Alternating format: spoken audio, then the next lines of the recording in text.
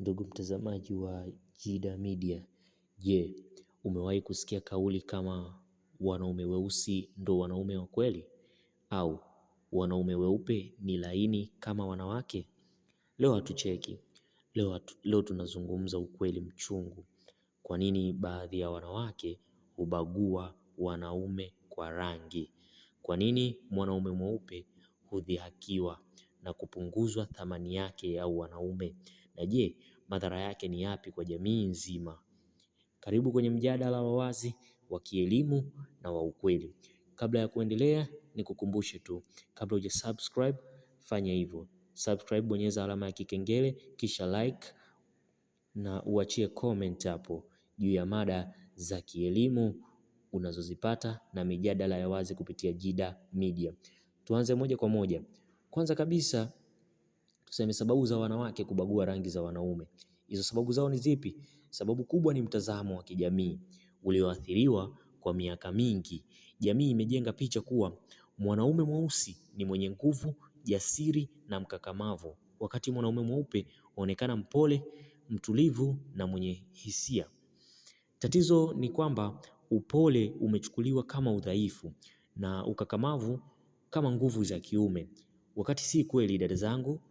Na sehemu ya pili ni ushawishi wa mitandao ya kijamii. Dada zetu wengi wamekuwa wakishawishika na mitandao ya kijamii kama memes, video za vichekesho ambavyo vingi huonyesha mwanaume mweupe kama mzaha, asiye na nguvu, asiye real man, hali inayowafanya watu kuanza kuamini dhana hizo bila kuzichambua. Sababu ya tatu ni historia na hisia za kulipiza kisasi cha kihisia. Baadhi ya watu katika jamii, hasa wa wanawake, hutumia mahusiano kama njia ya kuinua kundi moja kwa kudharau jingine, bila kujua wanadhalilisha na wanazalisha ubaguzi mpya. Je, kwa nini wanaume wenye kudhihakiwa au kuitwa warembo? Kwa nini? Kwa nini wanaume wengi weupe hudhihakiwa na kuitwa warembo? Hii hapa chini, chukua. Hii inatokana na maana potofu ya wanaume. Jamii imetufundisha kuwa mwanaume hapaswi kuonyesha hisia, kujali muonekano, kuwa mpole au mstaarabu sana. Hivyo mwanaume mweupe anapokuwa na sifa hizi anabezwa na kuitwa sio mwanaume wa kweli. Lakini ukweli ni huu, ndugu yangu. Mwanadada, wanaume haupimwi kwa rangi. Dada yangu, sauti nzito sio kipimo cha wanaume au ukali. Wanaume ni maadili, heshima, uwajibikaji na akili ya hisia. Kumdharau mwanaume kwa rangi yake ni kumvua utu wake. Dada zangu, kuna madhara ambayo hawa watu wanaodharauliwa, wanaofanyiwa ubaguzi yanawapata.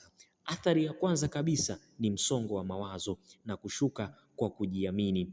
Unajua ni vipi? Mwanaume anayebezwa na kudhihakiwa huanza kujiuliza, je, mimi sifai kwa sababu ya rangi yangu? Tumeona, unaweza kusema wanaume wengi wa rangi nyeupe kimoko chali, hawana nini, wana mambo mengi, lakini ukweli ni kwamba tunawavunjia na tunawafanya wapate msongo, pia wanashuka kujiamini kwao. Athari ya pili, dada zangu, ni kuharibika kwa mahusiano ya kijamii. Mahusiano mengi yamekuwa yakiharibika.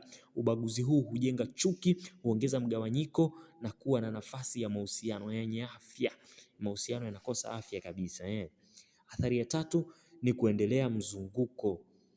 Mzunguko unaendelezwa, mzunguko wa ubaguzi. Leo ni wanaume wangapi weupe, kesho ni mwanaume mwingine. Jamii inayokubali ubaguzi mdogo kabisa huandaa machafuko makubwa baadaye. Bwana, tupinge sana huu ubaguzi, dada zangu. Kikubwa, nisikilizeni hapa dada zangu, hii ni pointi ya muhimu kuishika. Dada zangu, niwaambie kitu kimoja tu. Ukweli ni mmoja tu, dada zangu. Hakuna rangi inayomfanya mwanaume awe bora au duni. Mahusiano ya kweli yanajengwa juu ya vitu vitatu tu. Dada zangu, mahusiano ya kweli yanajengwa juu ya heshima, uelewa na utu. Sio rangi, sio mzaha, sio dhana potofu. Kama jamii, tukubali tofauti zetu kama nguvu, sio sababu ya kudhibiti wengine na kudhihaki wengine. Bwana, kabla hujaondoka, ndugu mtazamaji na mfuatiliaji wa Jida TV, Jida Media, Nikuambie kwamba usisahau kubonyeza alama ya like hapo, pia usisahau kusubscribe kwa maudhui yenye uelewa wa jamii. Acha maoni yako. Je, ubaguzi wa rangi kwenye mahusiano una athari gani kwako au kwa jamii? Ni mimi, asanteni sana. Ni mimi Kamanda wa Zamu.